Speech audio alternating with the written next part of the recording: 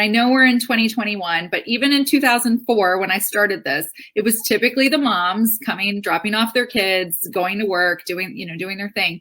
And the moms were just so frazzled. I mean, so frazzled. You talk about mom guilt, working mom, traveling. I mean, I just learned from you earlier, Michelle, that you were like getting on a plane every Monday, right?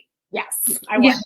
So like the moms were like dealing with all of this pressure of being these like professional women running their businesses. Many of them were so successful. They were entrepreneurs, they were lawyers and doctors and like just such successful women. And they were completely falling apart because they didn't feel like they were in charge of their life. They felt like they were failing as a mom, failing in their business, all of these things.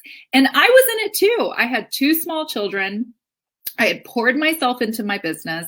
2008 hit.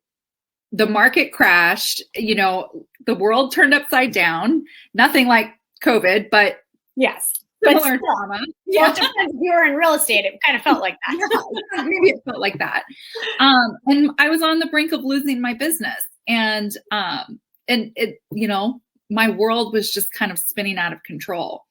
And I had to take a hard look at myself and my values and how I was showing up in life and who I wanted to be, not just as a mom, not just as a business owner, not just as a wife, but as a woman in charge of my own life, because you only get one. That's all you get. Yeah. Yeah. One shot. One shot. There's no do-overs here.